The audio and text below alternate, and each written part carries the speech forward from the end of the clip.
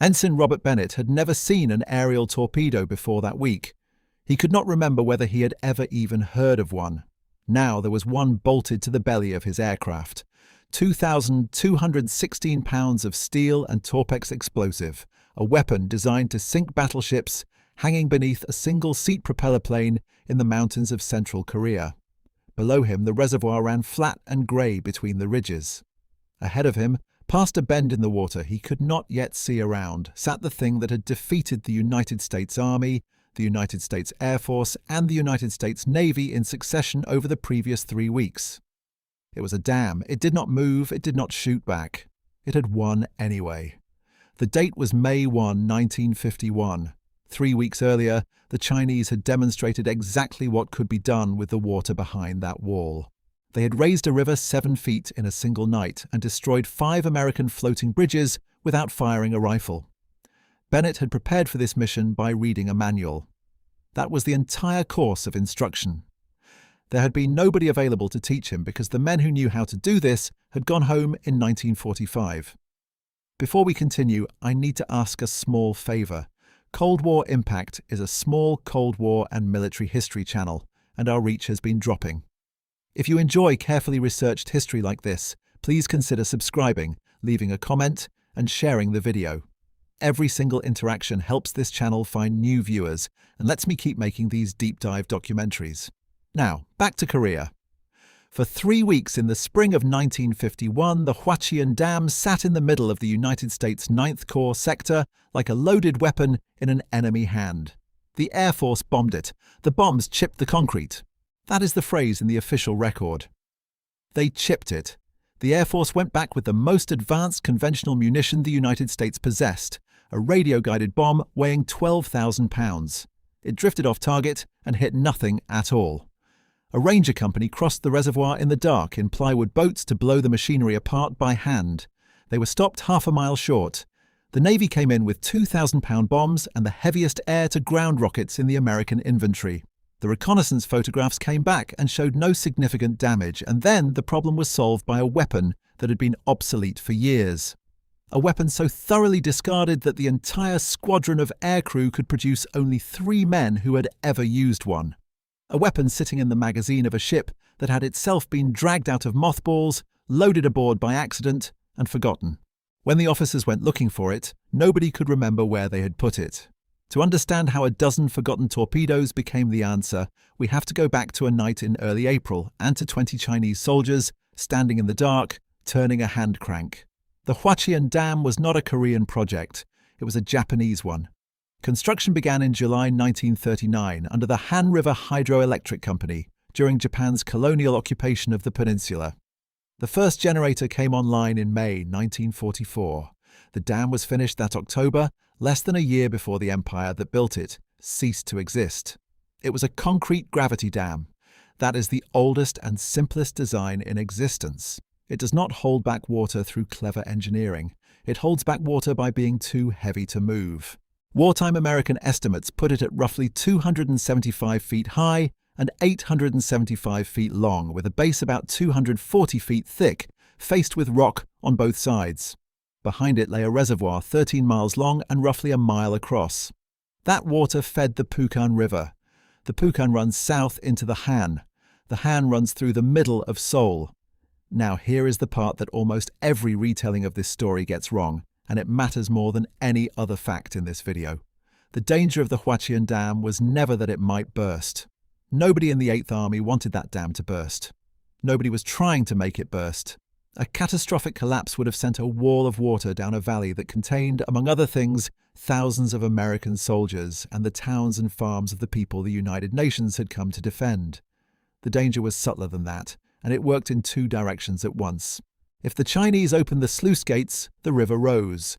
Rising water tore out pontoon bridges, swallowed the fords, and stranded any United Nations unit that had crossed to the far bank. An army that cannot cross a river cannot advance, and an army that cannot recross it cannot retreat. But if the Chinese closed the sluice gates, the river fell. And a low Pukhan was not an obstacle at all.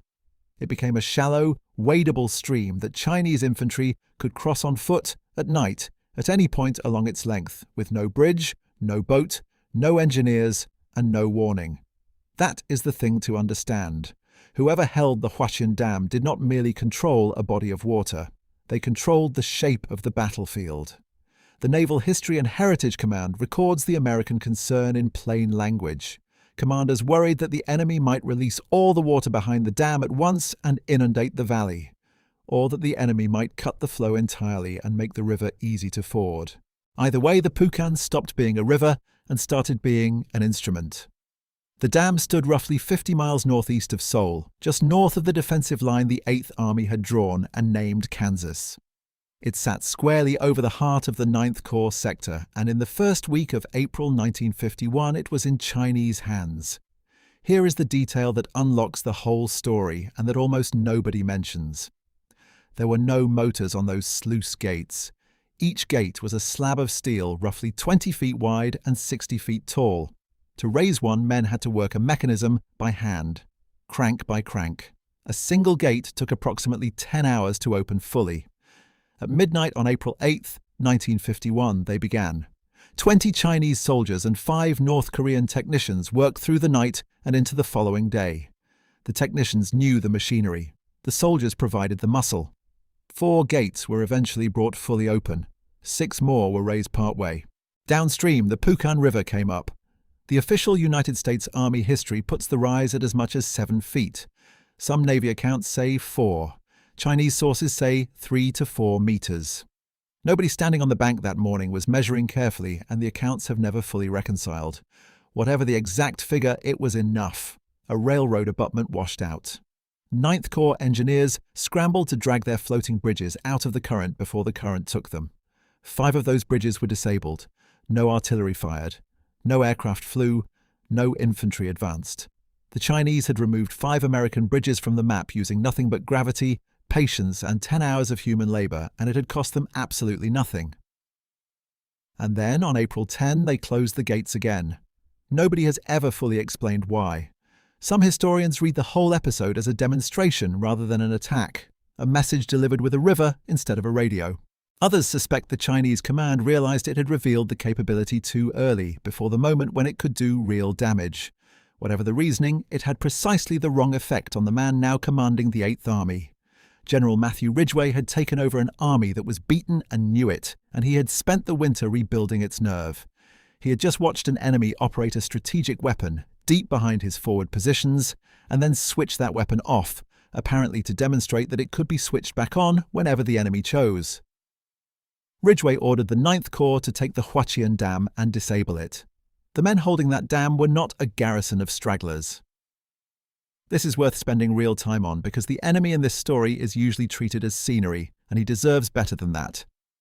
The dam sector belonged to the Chinese People's Volunteer Army, 39th Army. The 39th was not an ordinary formation. It traced its lineage to the 2nd Column of the Northeast Field Army, one of the hardest fighting units of the Chinese Civil War, a force that had campaigned from Manchuria all the way south to Guangxi. It was an elite command by any reasonable definition, and it knew it. Its commander was Wu Xinquan. Wu had spoken to his men before they crossed into Korea at a mobilization meeting of the Northeast Border Defense Army. He told them the American devil did not have 3 heads and 6 arms. He told them they would beat the paper tiger as though it were a real tiger. That is bravado. It is also in the autumn of 1950 an extraordinary thing to say out loud. China had no navy worth the name, no air force capable of contesting American aircraft, and an army that moved its supplies on foot, on bicycles, and on the backs of porters. The United States had just finished destroying 2 industrial empires and possessed the atomic bomb, and then Wu Xinquan went and proved his point. And, on the night of November 1, 1950, at a town called Unsan, the 39th Army encircled and shattered the 8th Cavalry Regiment of the 1st Cavalry Division of the United States Army. It was the first serious collision between Chinese and American ground forces in the war. The American account is grim reading. More than 1,000 men of the 8th Cavalry were initially listed as missing. About 400 stragglers made their way back over the following days. Chinese sources indicate they captured somewhere between 200 and 300 Americans. The 3rd Battalion was effectively destroyed after Chinese infiltrators, dressed in South Korean uniforms, walked into its command post. A relief force from the 5th Cavalry attacked to break through to them, took 350 casualties, and was ordered to withdraw without reaching the trap battalion. Chinese accounts still celebrate Unsan. The regiment they broke was one of the oldest in the United States Army. So when Ridgway ordered the 9th Corps to seize the Huachian Dam in April 1951, the formation waiting for them at the water's edge was the same one that had already handed the 1st Cavalry Division the worst night of its war. They were not surprised that the Americans wanted the dam back. They had been waiting. There is one more thing to say about the 39th Army, and it is the crucial one because it explains the timing of everything that follows. Chinese offensives in Korea had a rhythm, and both sides knew it. The People's Volunteer Army could sustain an attack for roughly 7 days. After that, it ran out of food and ammunition. Not because the soldiers lacked courage and not because the commanders lacked skill, but because Chinese supply came forward on foot and on bicycles and on animal carts from the Yalu River, under constant American air attack, and there was a hard physical limit to how much a man could carry. Chinese military writers acknowledge this openly. Their offensives, they concede, could only last about 7 days each time because logistics could not keep up. Peng Dehuai's deputy for logistics, Hong Shueji, put it to Zhou Enlai in the bluntest possible terms in the spring of 1951. What the Chinese soldier feared, he said, was not the enemy. It was having no food, no bullets, and no trucks. And Matthew Ridgway had worked this out. He gave it a name, he called it the weekly offensive, and he built his entire operational method around it. Let the Chinese come, let them spend their 7 days, and then counterattack into a formation that is out of ammunition and has not eaten. Now hold that thought, because it will matter enormously when we get to the question of what the Huachian raid actually achieved. Major General William Hoagie commanded the 9th Corps. He passed the dam mission to Brigadier General Charles Palmer of the 1st Cavalry Division, who passed it to Colonel William Harris of the 7th Cavalry Regiment. Attached to the 7th Cavalry was the 4th Ranger Infantry Company Airborne under Captain Dorsey Anderson. The Ranger Companies of the Korean War were a new thing, and a short-lived one. They had been raised in the autumn of 1950, largely from paratroopers of the 82nd Airborne Division, and trained at Fort Benning in Georgia. They were volunteers and then volunteers again, and the Army had built them specifically to operate behind enemy lines in the way the North Koreans had been doing to the Americans. The 4th Rangers had already made a combat parachute jump at Munsan-ni in March. They had joined the 1st Cavalry Division only on April 7, one day before the Chinese started opening the gates. Hoga's original concept was elegant, and it deserves credit even though it failed. He did not want the dam destroyed. He wanted the gear mechanisms that raised the sluice gates blown apart with demolition charges. Wreck the machinery and the enemy's weapon reverts to being an inert wall of concrete. A handful of men, a satchel of explosives, and the entire problem disappears. Captain Anderson proposed a night crossing of the reservoir by boat, land in darkness, set the charges, withdraw. The division operations officer objected on reasonable grounds. The Rangers would have to paddle back in daylight across open water under observation. He wanted the 7th Cavalry to take the dam overland first, so they tried it overland. On April 9th, Fox Company of the 2nd Battalion, 7th Cavalry, under Lieutenant Colonel John Calloway, attacked toward the dam. They stalled 2 miles short of it in ground that funneled every approach into a killing zone. The company commander was killed. On April 10, Fox Company went again. They failed again. 6 men were killed, 27 were wounded. So the plan reverted to the boats, and what happened next is one of the most quietly infuriating episodes in the entire Korean War, because it turns on equipment worth less than a jeep. They needed assault boats. 20 were located. 10 of those 20 turned out to be sitting on the wrong side of the river. With the pontoon bridges pulled in because of the flooding, the trucks carrying the rest had to detour for miles. In the end, 10 plywood boats reached the launch site. One of them had a hole in the bottom. They needed outboard motors. 4 arrived, and then the weather closed in. Fog, rain and sleet ruled out tactical air support entirely. The mountains forced the supporting 8-inch and 155mm howitzers to shoot at the extreme limit of their range, which is exactly the point at which artillery stops being precise and starts being approximate. In the small hours at 03:45, 2 Ranger platoons pushed off into the darkness. With them went forward observers and machine gunners and mortarmen from Mike Company of the 3rd Battalion, 7th Cavalry. 9 boats went out onto the black water. First Lieutenant Michael Healy led the 1st platoon in the lead boat. First Lieutenant Joseph Waterbury followed with the 2nd. The crossing took about 45 minutes, and it worked. That is the part that hurts. For a little while, it actually worked. They landed at first light, roughly a mile short of the dam, and the Chinese had not seen them. Healy's men crested a ridge in heavy mist and ran directly into Chinese soldiers in padded winter uniforms. Machine gun fire came down. A recoilless rifle team went to work. Grenades cleared the forward positions, and the Rangers pushed on. Then the outboard motors failed. The boats were meant to shuttle back across and bring over the follow on waves. Instead, the reinforcing platoon under First Lieutenant James Johnson had to paddle, by hand, across open water, in daylight, in full view of an enemy who could now see precisely what was happening and precisely how few Americans there were. Later boats, guided by the company executive officer, First Lieutenant John Warren, were driven back by fire before they could land. And then the 39th Army counterattacked. The bugles came first. The Chinese used them to signal, and the sound of them across that water in the mist is something Ranger accounts remembered for the rest of their lives. Then the infantry, in waves. Ranger accounts describe first 50 or 60 men, and then later several hundred. The fighting closed to hand. Colonel Harris pushed his entire 3rd Battalion across to reinforce. A Ranger medic, Sergeant William Goolsby, worked the slope guiding the reinforcements up. By early afternoon, there were more than 300 Americans on that hill. And they were stopped roughly half a mile from the dam, close enough to see the thing they had come to destroy, not close enough to touch it. By then, the floodwaters had begun to fall anyway.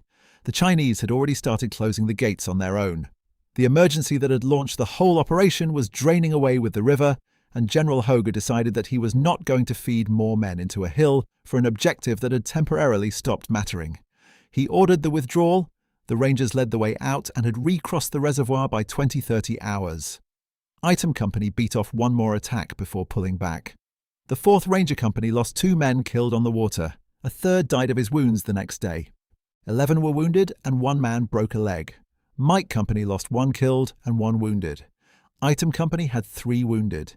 It remains the only amphibious assault ever conducted by a Ranger Infantry Company in the Korean War. And the official history of Army Special Operations is unsentimental about why it failed. Inadequate fire support, no tactical air, and the loss of surprise. Not enemy strength, not a failure of nerve, 4 outboard motors that would not start. Which brings us to the bombs and to the point where this story stops being a problem of courage and becomes a problem of physics. The United States Air Force went after the Huachian Dam with B-29 Superfortresses of Far East Air Force. One account records 2 of those bombers carrying the ASMA-1 Tarzon, a radio-guided bomb weighing 12,000 pounds. It was, at that moment, about the most sophisticated conventional weapon in the American arsenal. The Tarzans drifted wide. Conventional bombing did no better. The record says the bombs chipped the concrete, and the steel sluice gates, which were the only targets that actually mattered, defied the Air Force completely. Now why? Because a bomb falls. A bomb arrives from above at a steep angle and it converts the energy of its fall and the force of its explosive into a shock wave that expands in every direction. Against a horizontal target, a factory roof, a marshalling yard, the deck of a ship, that is very nearly ideal. Against the Huachian Dam, it was almost useless. The face of that dam was a vertical wall of concrete, hundreds of feet thick at the base, reinforced with rock. A bomb striking that face was hitting the single strongest structure in the valley at the worst possible angle, and most of its blast energy simply vented away into the open air. A bomb that missed by even a modest margin went into the reservoir or into the hillside and accomplished nothing whatsoever. And the gates were harder still. Each gate was a narrow vertical rectangle of steel recessed into that enormous wall. To destroy one with a falling bomb, a crew had to release the weapon from altitude, inside a valley ringed by peaks 4,000 feet high, and place it inside a target 20 feet wide while being shot at in 1951 with no precision guidance of any kind. It was never a question of skill or nerve. The bomb was simply the wrong tool. It always had been. There was, in fact, a precedent for this exact problem, and the British had already solved it 8 years earlier. On the night of May 16 to 17, 1943, No. 617 Squadron of the Royal Air Force, led by Wing Commander Guy Gibson, attacked the Great Dams of the Ruhr Valley in Germany. They breached the Mona and the Ada. It is one of the most famous raids in the history of aerial warfare. But look at what it took. The engineer Barnes Wallis had calculated that ordinary bombing would never breach those dams. A near miss in the water did nothing because the blast dissipated. A direct hit on the top did nothing because the structure was too massive. What would work, and only what would work, was a very large charge detonated in direct contact with the dam wall underwater, at depth. Because water does not compress. That is the entire principle, and it is worth saying slowly. When an explosive detonates in open air, the blast expands outward and most of its energy dissipates harmlessly. When an explosive detonates underwater, hard against a solid structure, the surrounding water refuses to get out of the way. The energy has nowhere to go except into the target. The Germans understood this perfectly well. It is precisely why they had strung torpedo nets across their reservoirs. They were not especially frightened of bombs. They were frightened of anything that could reach the wall from beneath the surface, and those nets are the reason Barnes Wallis had to invent something so strange. His bouncing bomb was a cylindrical charge given backspin and released at precisely 60 feet and about 232 miles per hour, so that it would skip along the surface of the reservoir, hop clean over the nets, strike the wall, and then sink down the face of the dam to detonate at depth. All of that elaborate engineering, all of that impossible flying existed to solve one problem. How do you deliver an underwater explosion to a dam wall that has been deliberately screened against underwater weapons? 617 Squadron proved the principle in 1943. Get the charge to the wall underwater and the dam will give. Nobody in Korea seems to have connected that lesson to the Huachian Dam. Not for 3 weeks. The Air Force went on dropping bombs from above because that is what Air Forces did, and the dam went on chipping. And on April 30th, the Navy tried it the same conventional way. Rear Admiral Ralph Ofstie, commanding Task Force 77, received an urgent request from the 8th Army. Knock out 2 or more of those floodgates. That afternoon, Skyraiders of Attack Squadron 195 launched from the carrier Princeton, led by Lieutenant Commander Harold Carlson, whom the entire squadron called Swede. 5 Corsairs of Fighter Squadron 193 flew flak suppression. The Skyraiders carried 2,000-pound bombs and the 11.75-inch Tiny Tim rocket, a 500-pound warhead riding a rocket motor, one of the heaviest air-to-ground weapons in the American infantry. Carlson and his wingman went in first. Deliberately. They wanted the anti-aircraft gunners shooting at them and not at the men behind them. They hit the target. They punched a hole in one gate. Every aircraft came home. And then the photographic reconnaissance Panthers came back with the imagery, and the imagery said the gates had suffered no significant damage.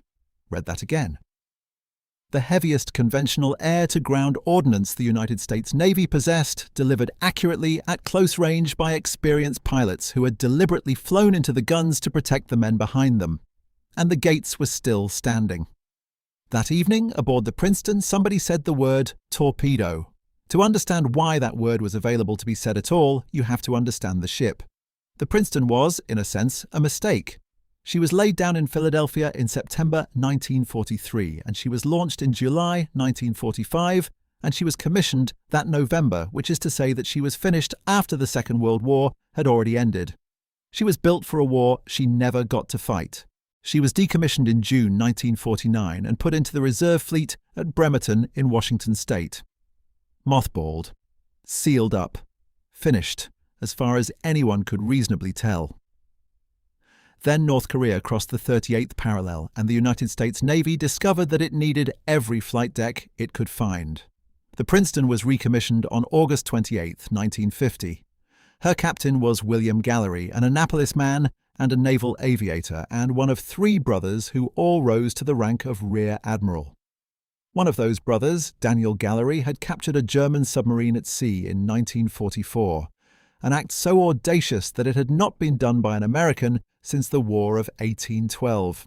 William Gallery got the Princeton out of mothballs and flying combat missions off Korea in under 60 days. It was considered a record. The air group she carried was Carrier Air Group 19, and it is worth pausing on what those men actually did for a living, because the Huachian strike did not come out of nowhere. It came out of a specific kind of war that these particular pilots had been fighting all winter. Task Force 77's daily business in Korea was interdiction, cutting the enemy's supply lines. And in a country of mountains and narrow valleys, cutting a supply line means one thing above all others. It means killing bridges. By the beginning of April 1951, Princeton's aircraft had rendered 54 railway bridges and 37 highway bridges inoperable and damaged dozens more. That is the unglamorous arithmetic of the naval air war. Fly, find a bridge, drop the span, come home and go back a week later because the enemy has rebuilt it overnight with timber and manpower and an indifference to casualties that American commanders found genuinely difficult to comprehend. It was dangerous, repetitive, and largely invisible work. Over the course of the Korean War, 128 Navy and Marine Skyraiders were lost. 101 of those were lost in combat. And in March 1951, one bridge in particular became the obsession of Attack Squadron 195. It sat in a gorge in the northeast of the country, carrying a rail line across a deep ravine, and it was rebuilt every single time the Navy knocked it down. Swede Carlson went back for it, again and again, watching the enemy replace the spans faster than he could destroy them until his own squadron started referring to the place by his name. They called it Carlson's Canyon. That fight, a lone squadron flying repeatedly into a defended gorge to kill one impossible bridge, later became the raw material for one of the most famous stories ever written about naval aviation, James Meishner's novel about a bridge in Korea and the men who had to fly at it. Millions of people know that story, and most of them have no idea it began as a real place, named after a real man who is about to appear again at the Huachian Dam. This matters because it means the Navy did not hand the dam mission to novices. Carlson and his pilots had spent the entire winter learning, the hard way, how to fly into a narrow valley, hit a small structure, and get out. They had been rehearsing the Huachian raid for months without knowing it. They had also learned the limits of what a bomb could do to something built to stand. Carlson had watched over and over as an enemy with hand tools and nothing else undid the work of the most powerful navy on Earth. So when the reconnaissance photographs came back from the strike of April 30th and showed the sluice gates undamaged, Carlson would not have been surprised. Disappointed, certainly. Surprised, no. He had seen this before. And here is the thing about reactivating a mothballed carrier in a hurry. When a ship is laid up, her ordnance comes off. And when she is reactivated, the ordnance goes back on, and in the rush what went back aboard the Princeton was, more or less, whatever had come off her in 1949. Which meant that somewhere in the belly of that ship, without any plan or intention behind it whatsoever, sat about a dozen Mark 13 aerial torpedoes. Nobody had put them there for a reason. Nobody had anticipated a use for them. They were simply there because a hurried recommissioning does not stop to ask philosophical questions about doctrine. And when the officers of the Princeton began to seriously discuss using them, they hit an obstacle that no war college had ever gamed out. Nobody could remember where they were stowed. They found them eventually. And then the next problem arrived, and it was worse. The ordnance men who would have to prepare these weapons and hang them under the aircraft had never handled one in their lives. There was no institutional memory left aboard that ship to draw on because the men who possessed that knowledge had been demobilized 6 years earlier. So they went and found the manuals, and they taught themselves from paper how to make a torpedo ready for combat. I want to spend a moment on the weapon itself because the Mark 13 has a history and it is not a proud one. It was the first American torpedo designed specifically to be dropped from an aircraft. And for the first half of the Second World War, it was, by any honest measure, a disgrace. In a training exercise in July 1941, a torpedo squadron dropped 10 of them. 1 ran correctly, 5 went off course, 4 sank. At Midway, on June 4, 1942, Torpedo Squadron 8 flew 15 obsolete Devastator torpedo bombers against the Japanese carrier fleet. All 15 were shot down. One man, Ensign George Gay, survived. They scored no hits at all. Some of that was the aircraft, which was slow and defenseless. Some of it was the tactics. And a great deal of it was the torpedo. In 1943, the Bureau of Ordnance analyzed 105 Mark 13s, dropped at speeds above 150 knots. 36% ran cold, meaning the engine failed to start properly. 20% simply sank. 20% ran badly offline. 18% ran at the wrong depth. 2% ran on the surface where anyone could see them. Only 31% gave a satisfactory run. Roughly 2 out of every 3 American aerial torpedoes did not work. And so American pilots flew directly into anti-aircraft fire at 50 feet, in a straight line at slow speed, holding formation in order to deliver a weapon that would probably fail. The Navy could not fix it. So the problem was handed to the National Defense Research Committee, which handed it to the California Institute of Technology, which is to say, it was handed to scientists. They built a 300-foot slide down the face of the Morris Dam in California and fired torpedoes into a clear mountain lake, photographing the water entry with high-speed cameras. Thousands of drop tests were run, and what they found was that the doctrine itself was wrong. Flying low and slow, which every torpedo pilot had been trained to do, was actually making things worse. A flat entry into the water made the body of the torpedo slap the surface and damage the mechanism inside. The fixes were almost comically simple. A plywood drag ring around the nose, which the crews nicknamed the pickle barrel, to slow and steady the weapon in flight and cushion its entry. And a ring-shaped tail, an airfoil built around the fins, which cured the tendency of the torpedo to hook off course once it was in the water. Wood and geometry? And they worked. By late 1944, the Mark 13 could be dropped from as high as 2,400 feet, and at speeds up to 400 knots. It went on to help sink the Japanese battleships Musashi and Yamato, the largest warships ever built.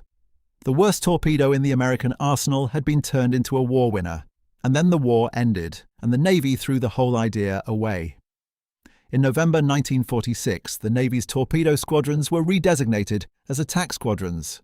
The torpedo bomber, as a category, simply ceased to exist. The reasoning was sound. Jet aircraft were arriving.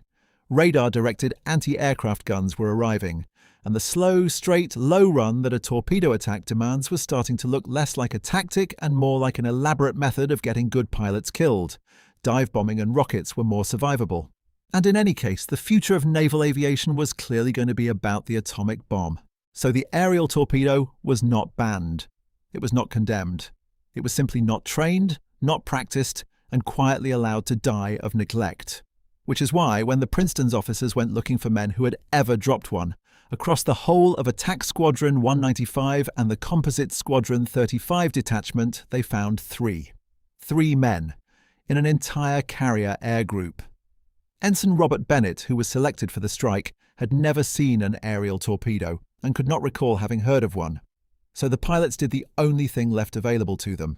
The record says they burned the midnight oil over every kind of instruction they could locate. Grown men who would be flying into anti-aircraft fire in the morning sat up through the night with technical documents about a weapon their own service had abandoned, trying to memorize numbers that would determine whether they lived. And those numbers were unforgiving. The Mark 13 weighed 2,216 pounds and carried 600 pounds of torpex, an explosive considerably more powerful than raw TNT. It was 13 feet 5 inches long, which created an immediate mechanical problem. It was too long to fit beneath a Skyraider as the aircraft was built, and the bottom panel of the dive brakes had to be physically removed to make room. And the release parameters were brutal. Drop too high and the torpedo enters the water at too steep an angle, buries its nose and sinks. Drop too low or too fast and it skips off the surface like a flat stone thrown across a pond. The window was roughly 160 miles per hour at somewhere between 50 and 100 feet above the water. 50 feet. In a valley, between mountains, toward a wall, with gunners waiting.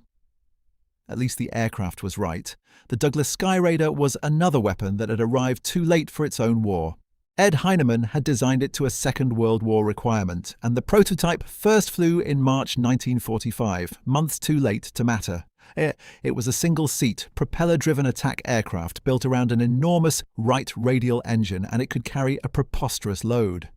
The joke in the fleet was that it could haul everything but the kitchen sink, and at least one crew took that personally enough to bolt an actual galley sink to a bomb and drop it on North Korea. But more than the payload, what mattered was this. The Skyraider could fly slowly, it could fly low, and it could hold a straight line while doing both. A torpedo drop is not a fast maneuver. It is the opposite of a fast maneuver. It demands an aircraft willing to sit in the air at 160 miles an hour, wings level, nose steady, while somebody shoots at it. The early jets in Korea were fast and thirsty and twitchy at low speed. The Skyraider was none of those things, and for this one job that made it perfect, precisely because it was, in every respect that counted, an aircraft from the last war. An obsolete tactic, a discarded weapon, a carrier that should have been scrapped, an aeroplane built for a conflict that had ended before it flew. That was the answer to the Huachian Dam. On the morning of May 1, 1951, 8 torpedo-armed Skyraiders launched from the Princeton. 5 came from Attack Squadron 195, 3 came from the Composite Squadron 35 detachment, and those 3 carried the men who had actually done this before. The escort was heavy. 8 Corsairs from Fighter Squadron 192 and 4 more from Fighter Squadron 193 went along to kill the guns. Commander Richard Merrick, who commanded the entire air group, led the strike and took the 1st Division down himself. Merrick was a remarkable figure even by the standards of carrier aviation. Contemporary accounts describe him flying into combat carrying a camera, a pair of binoculars, and a Luger pistol. He was not a man who delegated the dangerous part. Swede Carlson led the 2nd Division, a few hundred yards behind him. The approach was the difficult part. The route ran between peaks of around 4,000 feet, in sections of 2 aircraft, and then dropped down over the surface of the reservoir toward the dam. Carlson described it afterward in plain, unglamorous language. It was a little tricky, he said, because there was a bend in the reservoir. They had to come down at fairly high speed, level out, get down to about 160 to 165 knots, and fly about 50 feet high. That is the entire mission in a single sentence. Come around a blind corner, slow almost to nothing, level off 50 feet above the water, fly straight at a wall. Lieutenant Junior Grade James Sanderson left an account of how that felt from inside the cockpit. He described streaming down at treetop level, throttled back almost to idle. The approach, he said, seemed like slow motion, and even so, he felt rushed when the moment came to check his descent and level out at 75 feet on the radar altimeter. Think about that for a second. It felt like slow motion, and he still felt rushed. The torpedoes went into the water roughly 400 yards from the dam. The anti-aircraft fire was lighter than it had been the day before. The Chinese had not expected the Americans to come back this quickly, and the Corsairs went to work on the guns that did open up. And there was one thing that nobody in that formation knew. Intelligence discovered only afterward that the defenders had strung a heavy wire across the valley, roughly 800 feet above the waterline, specifically as an anti-aircraft measure. A cable hanging in the air, waiting for aircraft flying exactly the profile these aircraft were flying. Neither the strike of April 30th nor the strike of May 1st ever touched it.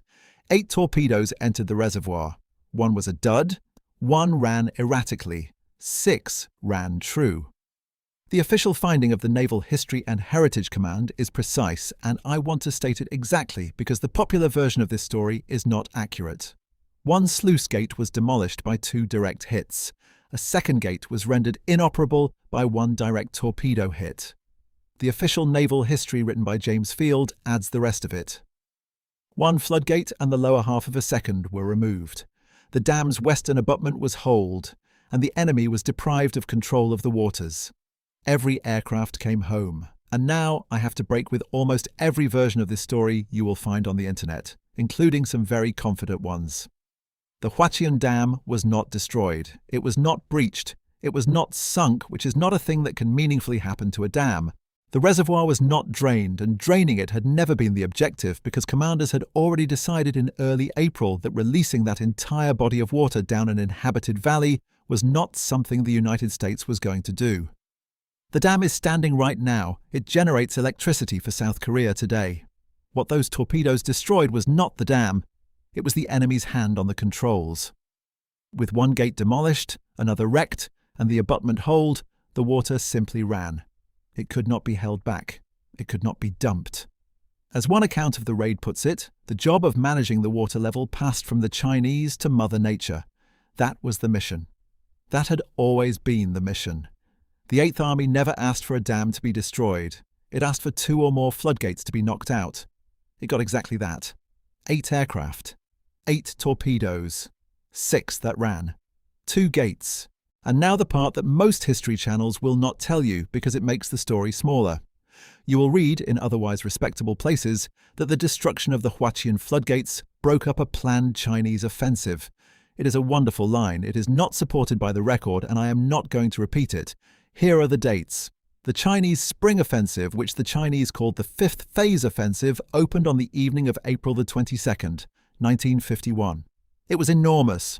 Peng Dehuai assembled a strike force totaling around 700,000 men and pointed roughly 270,000 of them at Seoul. Mao had approved the plan on April 14th. Peng reportedly promised him the city as a gift for the 1st of May. That offensive ran into the Imjin River and into the Gloucesters and into Kapyong, and it stalled on a line north of Seoul by April 30th. By April 30th. The torpedo strike happened on May 1st. It came afterward. The offensive had already been contained, and it had been contained not by any dam, but by exactly the thing Ridgway had predicted. Chinese combat casualties between April 22 and April 29 ran somewhere between 40,000 and 60,000 men. United Nations losses over the same period were around 4,000. Peng had expected to lose roughly 2 men for everyone he killed. Instead, he was losing 10, and in some estimates, 15. Within a week, the 3 armies leading his attack had lost about a third of their frontline strength. They were out of food. They were out of ammunition. It was the 7th day. That is what stopped the Chinese Spring Offensive. James Field, writing the Navy's own official history, called the Huachian Raid the most striking carrier operation of the period. He was right, but he did not claim it broke an offensive, and neither does the Naval History and Heritage Command today. Field described the raid as what it was: a measure to deny the enemy control of the water so that the water could not be used against the 8th Army in the future. The raid was extraordinary. It was also, in strict operational terms, a precaution. Both of those things are true at once, and a story that can only survive by inflating itself was never worth telling in the first place. There are other numbers worth being honest about while we are here. Wartime American sources describe the dam as having 18 sluice gates. Modern Korean engineering records list 16. Chinese accounts of the flood release say 10 or 12. Wartime estimates put the dam at 875 feet long. It is measured today at more than 1,400. Some of that gap is post-war reconstruction. Some of it is simply what happens when a man estimates the dimensions of a structure from a reconnaissance photograph while people are shooting at him. The torpedo count has been disputed too. The War Diary of Attack Squadron 195 logs 8 torpedoes dropped. Some later published accounts imply 11. The squadron's own contemporaneous record says 8, and that is the figure I trust. And the complete list of the 8 pilots cannot be reliably reconstructed. Merrick, Carlson, Bennett and Sanderson are solidly documented, along with 3 men of Composite Squadron 35, Lieutenant Atlee Clapp, Lieutenant Frank Metzner, and Lieutenant Addison English. The remaining names are not. You will find them stated with total confidence on internet forums. They are not in the reliable records, and I am not prepared to invent men to fill a gap in a document. Some of the aviators who flew the last aerial torpedo attack in the history of warfare are, as far as the verifiable record goes, anonymous. That is not a satisfying thing to say. It is simply the truth, and I would rather tell you the truth than a better story. All 8 of the torpedo pilots received the Distinguished Flying Cross. Commander Richard Merrick, who took the 1st Division down that valley with a camera and a Luger, did not survive the deployment. He was killed by ground fire on May 18th, 1951, 17 days after Hwachon, 10 days before his 40th birthday. He was awarded the Navy Cross posthumously. The men who flew that morning would have called it a good day's work and left it there. None of them could have known that they had just closed a chapter of military history that had lasted 40 years.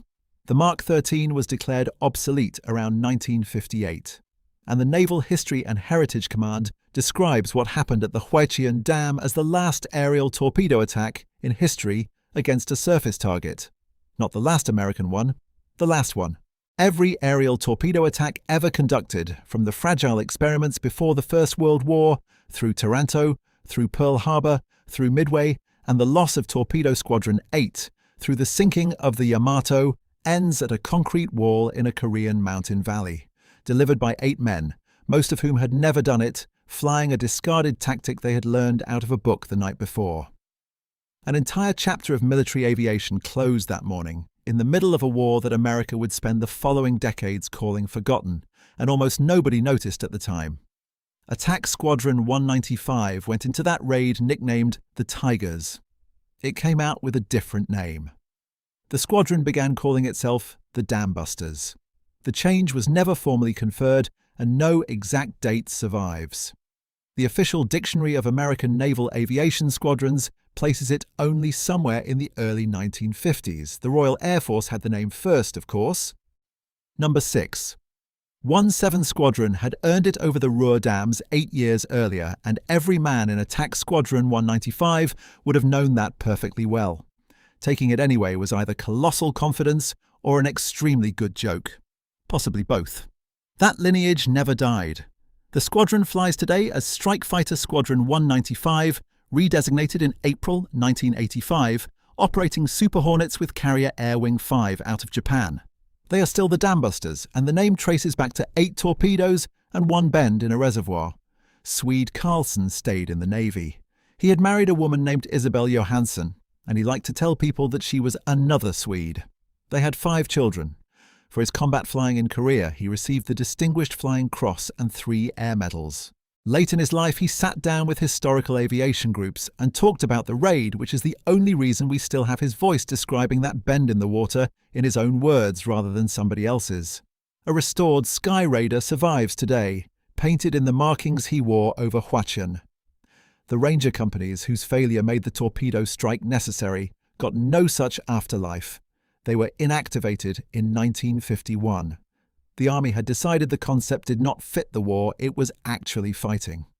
But First Lieutenant Michael Healy, who led the lead boat across that reservoir in the dark, and who got physically closer to the Huachian Dam than any American on foot ever would, was not finished. He became known as Iron Mike. He rose to Major General. In Vietnam, he commanded the 5th Special Forces Group, Airborne, holding that command longer than any other officer in its history. The mobile guerrilla battalions known as Mike Force were named for him. He collected 2 Silver Stars and 3 Distinguished Service Medals along the way, and he retired in 1981. He died on April 14, 2018. The lieutenant paddling a plywood boat at 0345 on an operation ruined by 4 outboard motors that would not start was not at the end of his story. He was at the very beginning of it. The dam, meanwhile, went back to being a dam. United Nations forces retook the Huachian Reservoir later in the war. When the armistice line was drawn along the line of contact, agreed in principle in November 1951, the dam ended up on the southern side of it. It is South Korean territory today in Gangwon Province, not far from the demilitarized zone. 2 more generators were added in 1957 and again in 1968, and it has since acquired a second job one nobody in 1951 could have imagined. Upstream, on the same river system, on the northern side of the line, stands the Imnam Dam. North Korea announced it in 1986 and completed it in 2003. It is 121.5 meters high and 710 meters wide, and it holds an estimated 2.62 billion cubic meters of water. The same river, the same principle, the same question, asked again from higher ground. In October 1986, the South Korean government told its own people that North Korea intended to release 20 billion tons of water to flood Seoul and destroy the Olympic Games. It was a terrifying claim, and it was largely false. A South Korean audit in 1993 found the figure had been grossly exaggerated for domestic political purposes, and that the real capacity was roughly 8 times smaller. But the fear, manufactured though it was, had been built on something real. And a dam got built on the strength of it. The Peace Dam went up across the Pukhan in 2 phases, the first at the end of the 1980s and the second in the early 2000s, at a reported cost of around $429 million. It generates nothing. It irrigates nothing. Its entire purpose is to catch water arriving from the north. In September 2005, North Korea released a large volume of water without warning. The newly completed Peace Dam absorbed it, and nobody died. And then, on a different river, the theory stopped being a theory. In September 2009, North Korea opened the Hwachon Dam on the Imjin River without notifying anybody. The water came down in the night and it killed 6 South Korean campers. Not soldiers. Campers, asleep beside a river. The two Koreas agreed the following month that the North would give advance notice before releasing water. That agreement has been effectively dead for well over a decade. South Korea completed the Gunam Flood Control Dam in June 2011, which is a physical answer to a diplomatic failure. The Hwachon Dam holds roughly 5 times what Gunam can catch. Through 2025, North Korea released water from the Hwachon without notice repeatedly. In June, in July, in September, in October, each time pushing the Imjin past the evacuation threshold at the Pilsung Bridge in Yeoncheon.